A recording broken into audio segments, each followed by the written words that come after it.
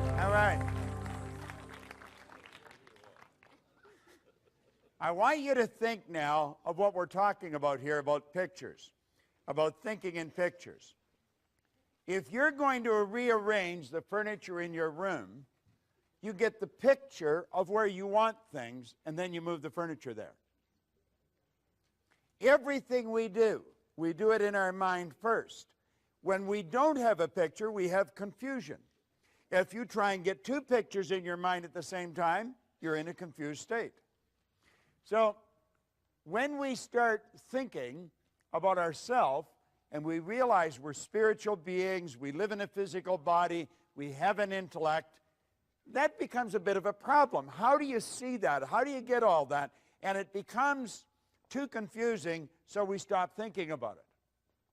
Now, this is what I call a magical graphic. This is the genie. This picture, or this drawing, was made by a Dr. Thurman Fleet in San Antonio, Texas, back around 1934. He realized, if we take this back a bit, that most of the healing arts dealt with the physical. If you're treating the physical, you're treating a symptom. You're not treating the cause of the problem. A lot of people are into holistic healing today. That's heal the whole person. And he knew that they had to be healed spiritually, intellectually, and physically. And he knew that there was a problem because of thinking in pictures, and that's when he came up with this concept of the mind. Now, when this was first explained to me, it took me a while to really grasp it because I was getting it confused, different things. So if you look on the inside of the sheet that we give you, you'll see the drawing there, and we'll fill in some of the blanks for you. I let this drawing represent me. If I think of me, I think of this drawing. If I think of the drawing, I think of me. I see my head as my mind and everything else, the neck down from the body. Now, I'm well aware that that's not the way the mind is. Mind is movement. Body's the manifestation of that movement. But since we think in pictures, this is an excellent one. I see the top half of my head as my conscious mind. The bottom half is the subconscious, and of course, the body's the body. Now, it's the mind that controls the body. The body is like a dumb terminal. It will do whatever the mind tells it to do. It can only do what the mind tells it to do. When there's something wrong in the body, you can rest assured there's something wrong in the mind. When you see a rash break out in the body, and we say it's an allergy, you know that there's a problem in the subconscious mind that's expressing itself. All right? It's a fixed concept, and it can be altered. I always say dermatology is the best form of medicine to go into because your patient rarely dies and they never get better. All right? So you just keep saying, try this and come on back for more. Now, the conscious mind is your thinking mind. This is the part of you that you have the ability to think with. Your subconscious is your emotional mind. Your emotions are controlled by the thoughts that you entertain. You choose your thoughts and you think in pictures. You impress the thought upon your subconscious, and that causes you to feel the way you feel. Now, actually, the feeling is conscious awareness of vibration that the body's in. Because whatever is impressed upon the subconscious controls the vibratory rate of the body. The body moves into action, and your actions produce your results. Now, you see, it's the results that most people are trying to change. The results are something outside of us. Now, what we're talking about is the mind, all right? Now, James Allen said, until thought is linked with purpose, there's no intelligent accomplishment. Just the information isn't going to do it. You've got to have a purpose. You've got to have a purpose that is so big, so all-encompassing. That's why you get up in the morning. That's why you go to work. Now, your vision is how you're going to execute your purpose, and your goal is how you're going to execute your vision. But you want to get this little book by James Allen. It's called As a Man Thinketh. It's a little book. It was written in 1903. It is a classic. We have a coaching program. And I coach people a year at a time in this coaching program. And one of the first things I do, I send them this book. I send them that one, and I send another one to them. One is to get them out of the box, to get them to think very big. And the other one is to cause them to monitor their thinking. And as you get into thinking, as a man thinketh, you'll start to monitor your thinking. We've got to become aware of what the heck is going on here. Earl Nightingale used to say if most people said what they were thinking, they'd be speechless. And I'm inclined to agree with him. You see, we don't want to mistake mental activity for thinking. But at any rate, let's start again. And we'll say, there is the mind, and we'll break it into two parts. Now, this is where it starts getting interesting. I was looking for this book, and I had left it on a chair over here. If you were sitting on that, you've got some great energy flowing through you, I'm going to tell you. Now, I have been carrying this copy with me since 1963. You can see I've had it for a while. Now, in here, he said that an educated person is not necessarily a person with an abundance of general or specialized knowledge. An educated person is a person who has so developed the faculties of their mind that they can acquire anything they want or its equivalent without violating the rights of others.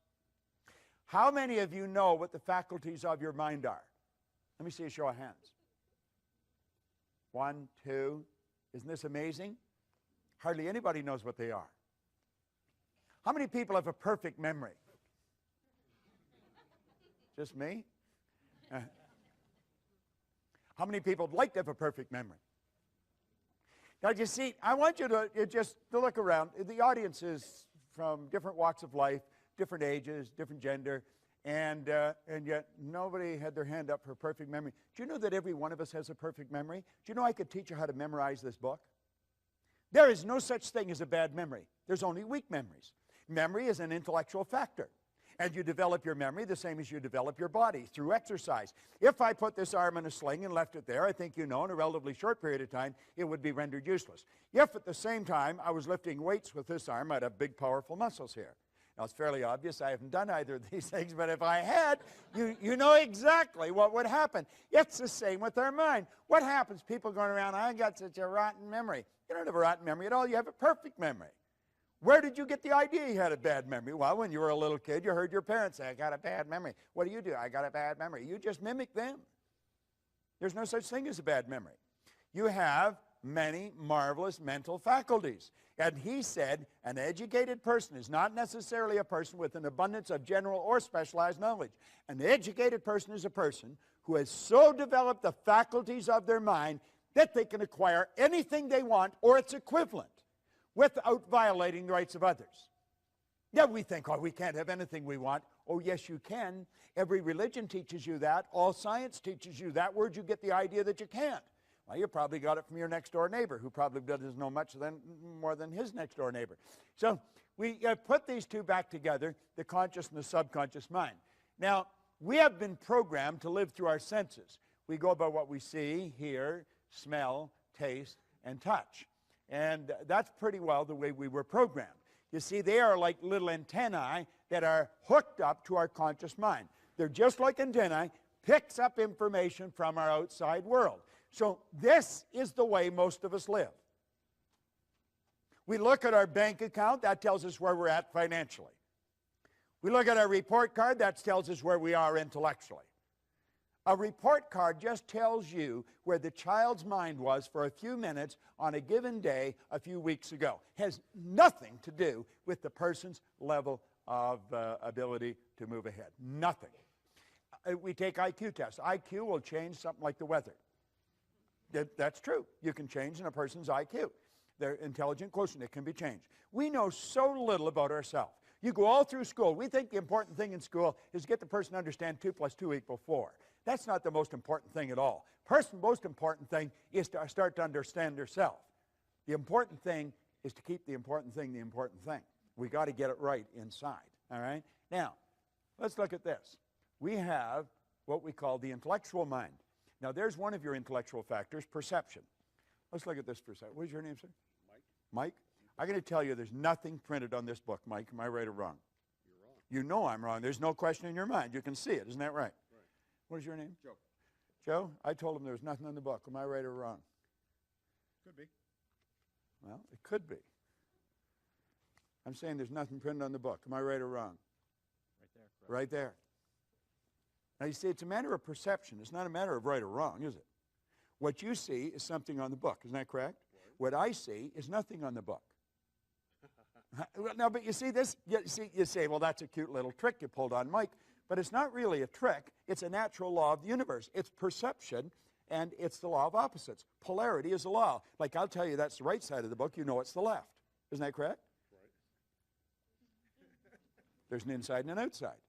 You couldn't have one without the other. If I sliced the right side off this book, and I kept doing that until I took the last slice off, I've also gotten rid of the left, haven't I?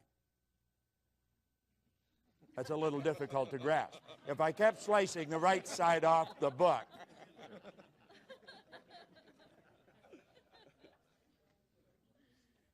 You see, most of us have a perception problem. When we say I'm right and you're wrong, you're right from your point of view, they could be right from their point of view. So it's not a matter of what's right or wrong, it's what works. That's the most important. Would you agree with that? What works? What's going to improve? Do you agree, Mike? It really is. That's the important thing. Now, take a look at the next one. Oh, back that up. Is the will.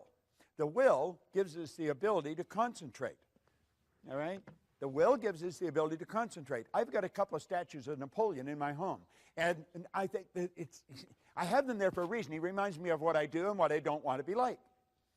Napoleon had a very powerful mind. I don't think he was a very nice guy, but a very powerful mind. One of his biographers called him organized victory. Another one said he had immense capacity for sustained concentration, highly evolved will. The will gives you the ability to hold one idea on the screen of the mind to the exclusion of all outside distractions. The will is what you use when you concentrate. And through concentration, you increase amplitude of vibration. Your energy is more powerful. Okay? Now, the imagination, Hill said it's the most marvelous, miraculous, inconceivably powerful force that the world's ever known. And we've all got one. Let's start using it. Now, we take memory. Memory's perfect. We know what the memory is. It's a matter of developing. Now, your intuition, it's called an intuitive factor. And you develop this intuitive factor, and you're going to find that you'll just be aware of what's going on around you. You can read people like a book. And the last one, of course, is reason. Now, understand this. Yes, you watch this DVD, and you want to put it on and watch it, and you want to get it, and you want to put it on, and you want to watch it over and over and over again, because what we're going into now is very important, and most people never understand it in their entire life. It costs them millions. I could earn $1 million so easy it would make your head spin. Earning money is a simple thing to do when you know how. If you don't know how, you could work all your life and not be able to do it. The conscious mind is the intellectual mind, and the conscious mind can think. This is really important that we understand this. This is what most people do not do. You just watch the average person. They'd never do what they're doing if they were thinking. They'd never say what they're saying if they're thinking. We have the ability to think. We can tap into an infinite power, and we can build any idea in our mind. Now, every great leader, as far back as you can go, have taught us that we become what we think about. What do you think about? All right? Now, you have the ability to accept or reject any idea that comes along. So if you're listening to the news or you're reading the newspaper and they tell you that the economy is going down, you might say, for you, but not for me. This is going to be the best year that I've ever had. During the Great Depression, there was all kinds of people earning millions. Not everybody lost their money. You see, I'm not trying to flatter you, but coming here is one of the most brilliant things you can do. I was talking to a lady right here at the break, and she was telling me that she got a cassette or a tape from, it was Napoleon Hill's Principles. And she was listening to them. She says, things were going really great. And she said, for some reason, I lost it or stopped listening to it, and things started going the other direction. Well, we're so influenced by suggestion. Suggestion is one of the most powerful forces in the universe. And you see, if you come here on a regular basis, just when you start to slide off, it'll bring you back on track again. Now, I think you should listen to this stuff every day. We read the paper every day. We eat food every day. We wash our bodies every day. How about recharging our mind every day? We're dealing with the most potent force in the universe, and we're dealing with the mind. Now, your subconscious mind has no ability to think. It cannot choose. It cannot reject. It can only accept. The conscious mind can reject. You want to reject a lot of the things. When people start to complain, get away from them. I don't want to spend any time with anyone that talks about how bad things are or why things can't be done. Your subconscious mind will accept anything. And whatever goes into the subconscious mind must be expressed through the body. It cannot differentiate between what's real and what's imagined. Hold your hand up like that. Come on, everybody get their hand up like that. Put their hand like that. Put it here in your chin for a second. While you do that, now where's your chin? You see? You're thinking. Why did we go here? Because I went there. If I said, let's follow me, and I went off a cliff, would you go? We have a tendency to go by what we see, hear, smell, taste, touch. We do not think. You know that's not your chin. You say, well, you put your hand there. There we go. You see, that's the defense. They did it. All right? Your subconscious mind will accept anything. Now, this is how you and I arrived on the scene. A baby, when a baby's born, its subconscious mind is wide open. You can put anything in it you want. The baby's mind is wide open. Every thought that goes on around the baby is going right into that baby's mind. You were a baby. Go back and ask yourself, what was the environment like that I was raised in? What did the people work at? What was their attitude towards money? What was their attitude towards potential? Do you see, if we start asking these questions, then we know what's programmed here into our subconscious mind.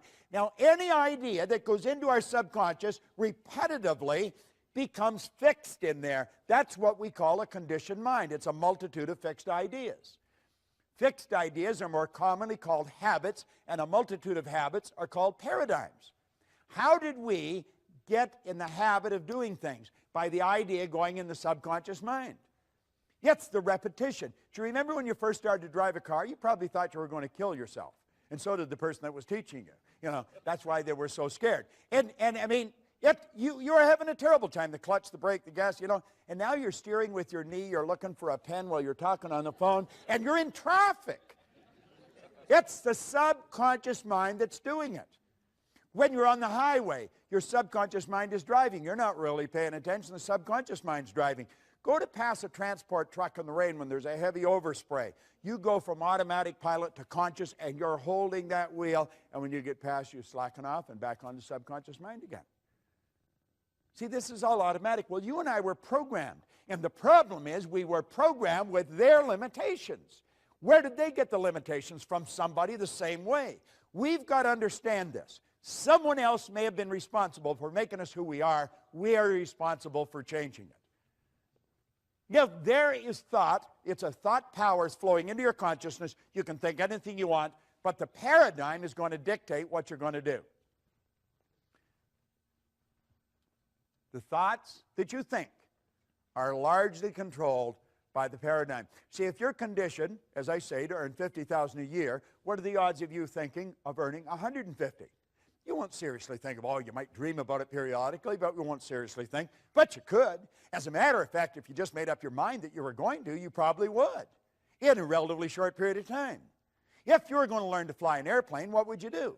You wouldn't go to your hairdresser or your butcher or somebody. You'd go to a real good flight instructor, and you'd do exactly what they tell you.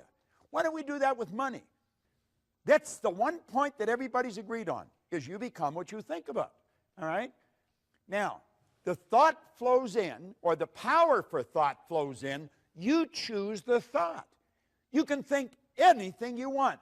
Start to monitor your thinking. And the second you start to get out of the box, the paradigm will cut in and you say, you can't do that. You can't do that. Why can't you do that? Well, you'll come up with reasons why you can't do it. You see? The truth is you can do anything you want to do. Now, paradigms influence your thinking. I'll tell you something else. Paradigms influence what you do. You see, school has been interested in you getting the book into your conscious mind. What is the important thing in school?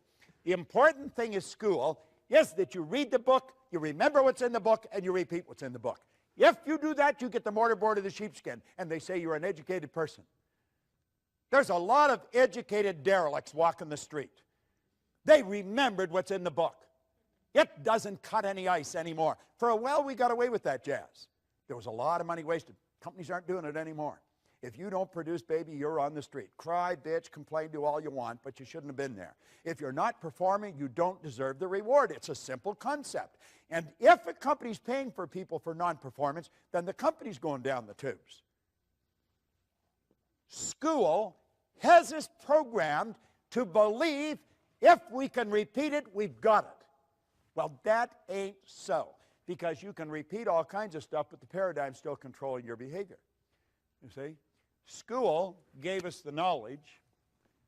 However, school never taught us how to alter the paradigms.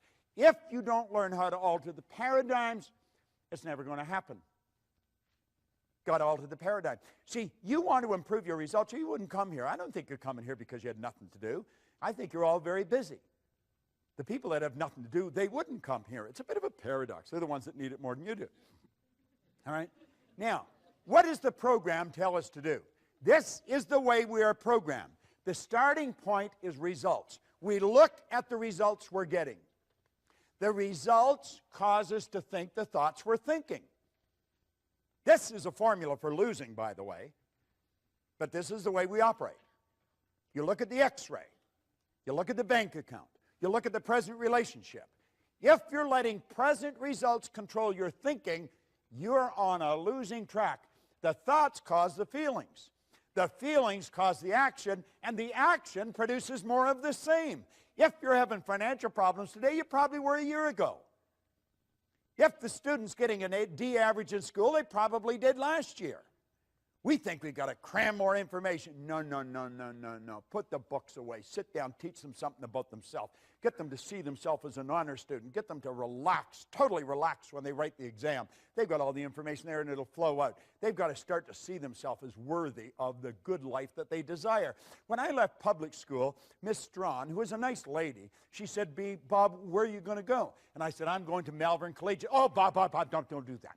Go on over to Danforth Tech, get a trade. You'll never do well in the business world.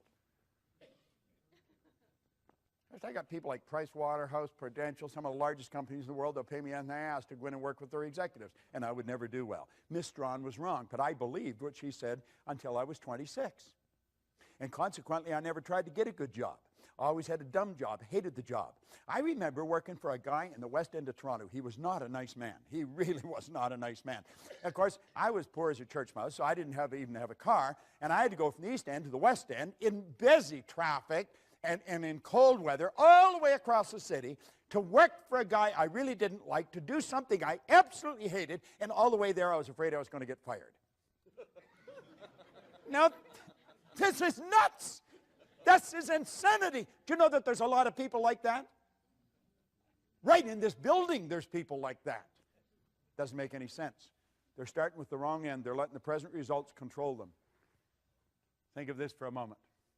Your starting point should be ideas. Let's let the present results dictate where we've been at. Let's learn something about ourselves. Let's start with the idea in our mind. What do you really want? Let that idea then dictate how you feel. How you feel is going to control how you act, and how you act is going to produce the results that you're getting. That's the way you improve the results. And then you look at the improved results, you adapt to the change in the conditions, circumstance, and environment, and then you start out with a new idea. You see, it all boils down to decisions. It really does. You got to make the decision that you're going to change. Now, do you know what your habit pattern for many of you? Your habit pattern brings you to this building. It brings you to these seminars. But many of you come here and you go back and you do exactly the same thing. I want to suggest that you make a decision today. You make a decision that you're going to change the whole deal. I talked about a gold card. Well, we've given away a lot of gold cards. We put them in a plastic sleeve so you can carry them loose in your purse or your pocket. And you've got to decide what you really want. Now, I'm going to show you how to go about that. And when you then write what you want on it, you'll see that the only thing you put in future tense is the date. And that is because we don't know how long it takes to reach a goal, although we guess fairly accurately. And that is governed by a law of gender. The law of gender decrees that all seeds have a gestation or an incubation period. When you plant a seed, you don't get the flower or the fruit right away. When the seed for the baby's planted, it takes approximately 280 days. Well, remember where the non-physical and the physical is all hooked together? Well, the idea is a spiritual seed. It's made from exactly the same stuff the physical seed's made from, and it's subject to exactly the same law. We just have not developed the awareness of what the gestation period is, so we guess. And oddly enough, we guess fairly accurately. Everything else on the goal card should be written in the present tense. I am so happy and grateful. You've already got it in your conscious mind, and as you get emotionally involved, you've already got it in your emotional mind, and it's only a period of time till it moves into form. You got to make the decision. So you start out, your goal. That's the idea. You see the goal. This is where I am. And then that will dictate the kind of feelings you have. You see? That'll dictate your actions. And that'll produce the win. Then you build another big, new, exciting goal. Now this is all, it's so basic and it's so simple and yet so misunderstood. But you can understand it. You see, you want to make the connection between your mind and your prospect's mind or the other person's mind, because that's where you make the connection. You make it on a mental plane. That's where the sale's made. Those of you who are in sales, it's all made. It's a mental thing. It's not, we may think it's physical. It's not physical at all. The physical is just the expression of something that's already happened. You want to practice about 15 minutes a day. Get your performance down pat. I know a few movie stars that are pretty big ones. And you know something? They do this so beautifully. It's called imagined reality. When you watch a movie star at work, they're living the part. You see, they're not just reading a script. They're not just repeating memory work. They took the script, they read it, they reread it, they reread it, they memorized it, they internalized it, they became it.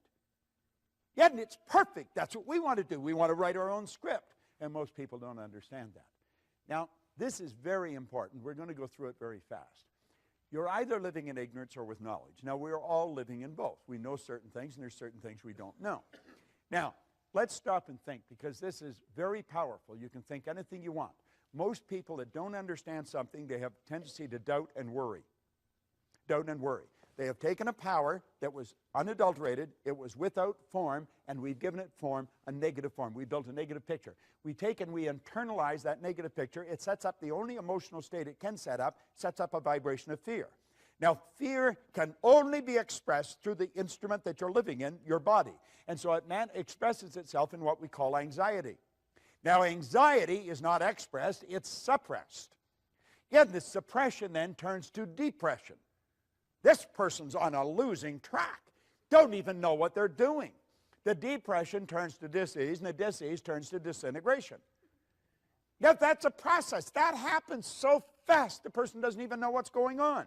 And you know what's causing it? Ignorance is their problem. What are they taking for the anxiety? Valium or something like that. We got them on Prozac or Valium or some other drug so that we got them so stupefied that they don't even know they're doing it to themselves. Should we educate them? I think so. What is education? To induce, to develop, or to draw from an end. Let's bring out something in the person. Let's go back to our thinking. We want to develop understanding. There is only one way to develop understanding, and you're doing it. You're studying. There is no other way of developing understanding. That's what these programs are all about. Solomon said, in all you're getting, get understanding. Understanding is what leads to faith. It's the opposite to that demon fear. James Allen said fear can kill you as quick as a speeding bullet, and it can. The faith base is expressed through the physical being in well-being. Now, the well-being is expressed. You don't hear somebody that's really in a great vibration. You say, hi, how are you? And I'm really excited. You know, they don't do that. You see it in the way they walk. You see it in the way they talk. You see it in the way they meet and greet people.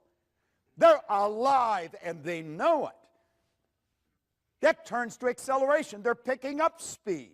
This is the way the universe operates. You know why? Because they're at ease. They're not uptight. The person that's anxious and depressed, their body is, it's no wonder their heart snaps. Take your fist and clench it tight and see how long you can keep it that way. That's the way some people's bodies are. Well, you want to put your body in a totally relaxed state. And then this power flows freely through you. No kinks in the hose. And I'm going to tell you, you'll have lots of juice flowing and you're going to feel like $1,000,000. And you become very creative. And that's called creation. You see? Now, what do you think about? What do you spend your time thinking about? Most people spend their time thinking about just whatever's going on around them on a given period of time. Now, we say to ignore the power of paradigms to influence your judgment is to put yourself at risk when exploring the future. This idea of paradigms, you've got to understand it. You want to get back into that stick person. As I say, get that DVD, watch that thing. If you made up your mind, you're going to put that DVD on, you're going to watch it every day for maybe 2 months. Every day. You wake up in the morning, it would be the best investment of time because it's the repetition of hearing this over and over and over again that's going to cause you to step out and change it. Can you change your paradigms? Yeah, you sure can. Yeah, you sure can. And you see, when you know you can change your paradigms, you have hope. See, I was controlled. I was unhappy, sick, and broke, and I was lost. I had no hope. Why? Well, I just couldn't see how it could happen. You know what Ray gave me? He gave me hope. And you know what happens when you have hope? That means that you have options. Now, what a difference. I love this. What a different story people would have to tell if they would adopt a definite purpose and stand by that purpose until it had time to become an all-consuming obsession. I love that book. I truly love it. Most people are extras in their own movie. They really are. You know, it's sad. They write the script. They're the casting agent. They're the director. They're the producer. They're the executive producer. They do the whole deal. And they give themselves maybe a walk-on, maybe a line if they're really gregarious. But most of them just stand there and they look at the stars. They think, God, I wished I could do that. We could do anything. Anything we want. See, what we want to do is say, what do I really want? Not what do I think I can do, what can I afford, what do I want? Life is not a practice run, you know. You're not going to get another bite at the apple. This is the deal. This is it. I remember one time we were down in Atlanta on a speaking engagement when I worked with the Nightingale Corporation, and Earl got up and slowly started to move across the room. And somebody said, what are you doing?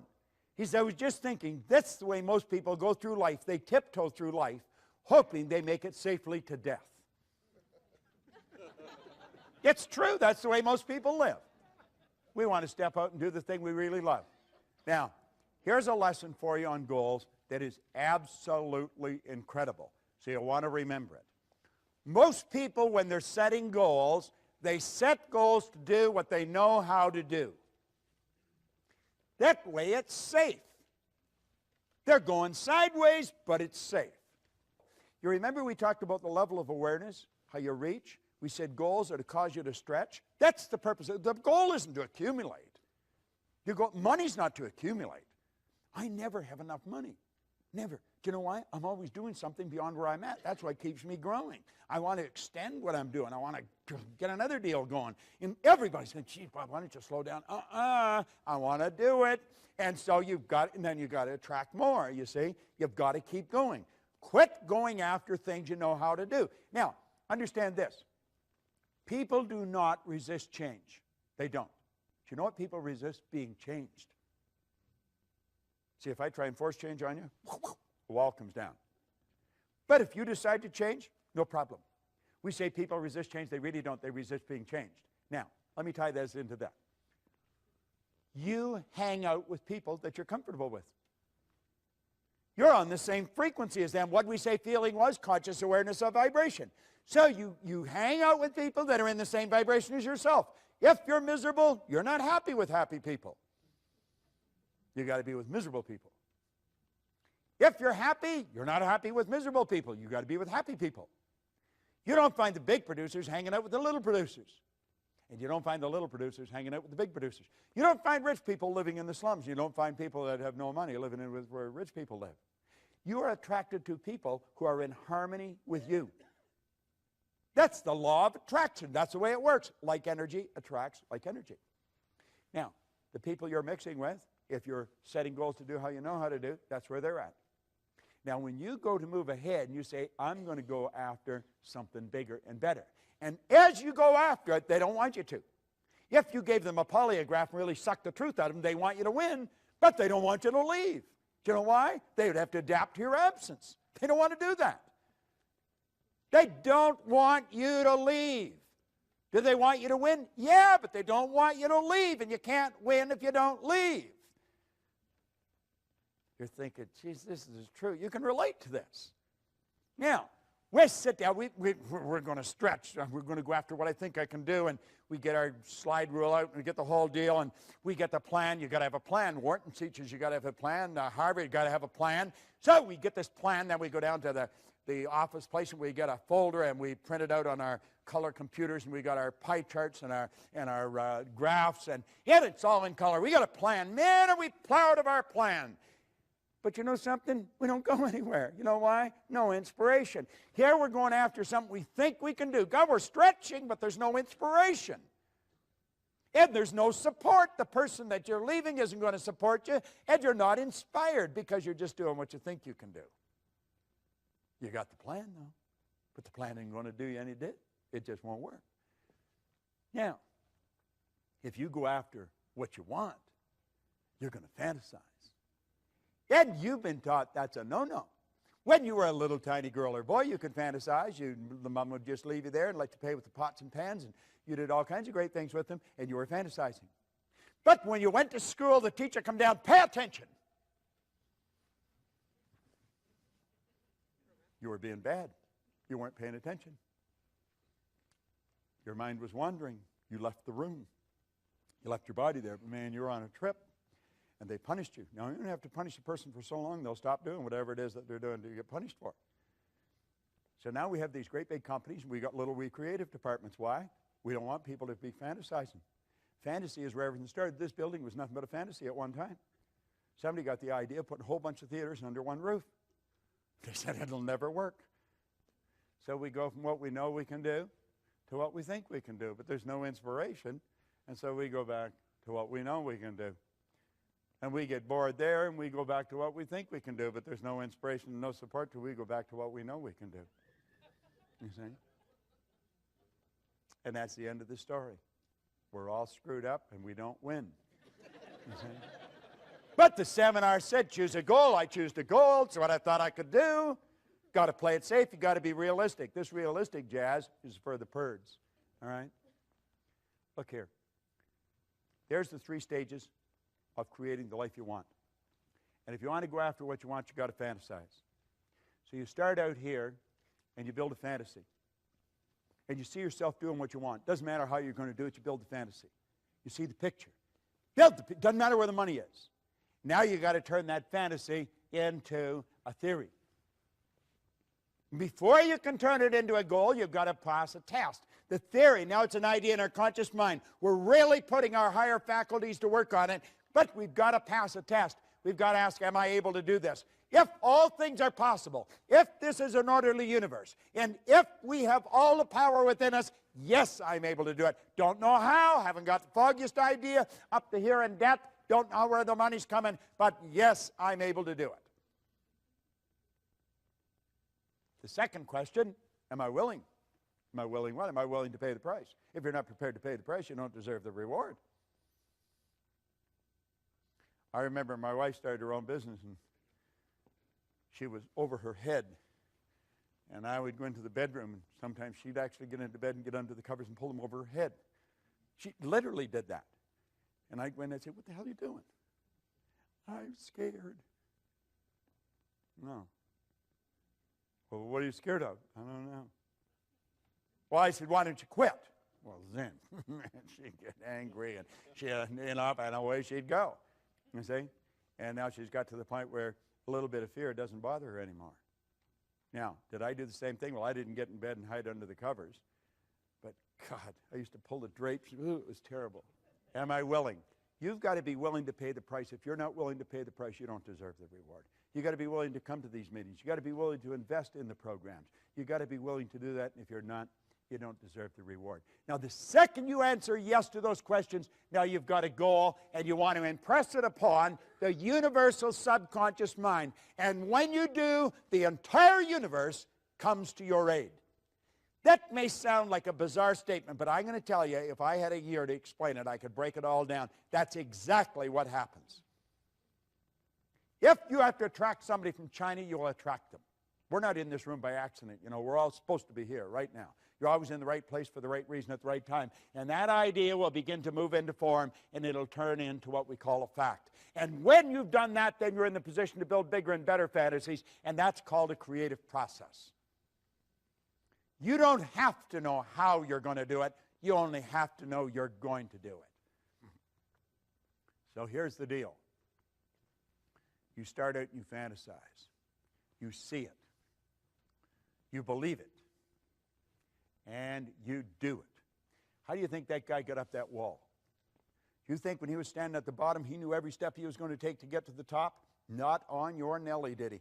He knew that he was going to get to the top of the wall, though. And he said, I'll put this pick in here, and I'll put this one in here. I'll bring this foot up here and this one up here. That's the first step. He adapted to the change in his conditions, circumstance, and environment, and then he picked the next step. And that's how he got right to the top of the wall. And that's how Hillary got to the top of the mountain. And that's how Edison built the light bulb. And that's how the Wright brothers got the plane off the ground. And that's how we built the internet. And you want to know something? That's how you're going to create the life you want, a step at a time. Yet you're always going where you don't know, and it's scary. But I believe if you're not living on the edge, you're taking up too much room. You know? You got to know where you're going, and you got to know you're going to get there. Isn't that how we did it? Do you know what Dr. Werner von Braun said when John Kennedy asked him what it would take to build a rocket to the moon? He said, the will to do it. That was it. Nightingale said that success is a progressive realization of a worthy ideal. You've got to have an idea that you really want. It's got to be big and so all-consuming that you don't have time to listen to the ne'er-do-wells. You don't have time to listen to the people that don't have time to live. You see? What do you really want? Now get this. Praxis is the integration of belief with behavior. You say you believe things, and yet your behavior would indicate you've never heard of it. We've got to integrate our belief with our behavior. It's very important. You have your conscious mind, and you build a belief. And you impress that belief upon your subconscious mind. Now, understand this. There's going to be a bit of a war. How many believe what I've explained here today? Say you believe it because you know it's the truth, and you hear the truth, you know it. You see? There's a problem when we go to execute that, and it's the old controlling belief that's in there. We've been taught to believe that there's certain things we can't do. We've been taught that because of this or because of that, it won't work. I'll give you a good book to get and read. Go and read Up from Slavery by Booker T. Washington. There's a guy that, he had all the strikes against him. But he had an image. And he just kept going. And he did whatever he did, and he did it well. He's quoted as saying, if I'm washing floors, when people look at it, they're going to know that Booker T. Washington washed this floor. Everything he did. And that's the way we want to do it. We want to do it to the best of our ability. And we want to gain an understanding. The way to do that is to continue to study. So here's the overview of what we've done. Power flows in. And number one, we build an image. Number two, we plant that image in our subconscious mind. That image then is expressed through the only instrument it can be expressed through, our physical body. That is an absolute law. It is an absolute law. The image you impress upon your subconscious controls your vibration, and your vibration controls what you attract into your life. And you're attracting stuff into your life. Everything that's coming into your life, you're attracting. So don't be afraid to step out. Maslow said you're either going to step forward into growth or you're going to step back into safety. You see? When we talk about the science of getting rich, we want to understand there is a science to getting rich. I want to tell you a story. I was flying to Malaysia, and I was playing with the calculator. I always play on a plane with words or numbers.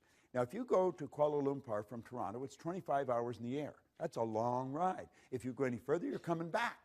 So, you've got quite a trip that you're taking. Well, at any rate, I'm on the plane, and I'm fooling around, and I write $1 million down, just 1 and 6 zeros. And I thought, $1 million. And I had earned $1 million. I had earned $1 million a year a long time ago. And I know a lot of people that have earned $1 million, and most of them are not overly bright, And there's some of them who are absolutely brilliant, but they're not all that bright. And where I may be fairly bright today, but relative to where I was, man, I'm telling you, I was one of the stupidest guys in town, but I was earning all this money. So it has nothing to do with being bright or anything like that. It's a decision. And so I'm on the plane, and I'm thinking, what do these people do? And I started to think about the people that earn $1 million. What do they do that is so different? Well, first of all, they just decide they're going to do it. And then they step out and do it. And they come from all different walks of life. But all the ones that I knew that did it are all locked into this. Michael and I were talking about people being seminar junkies. And I said, you know, I've been a seminar junkie for 40-some years. And I wouldn't want to be any other way. I feel sorry for the people that are not. Because, you see, that is a very crude way of saying that a person's really into the development of themselves. Well, I took a look at the people that earn the money, and I thought every one of them, without exception, are really locked into studying. They never stop studying.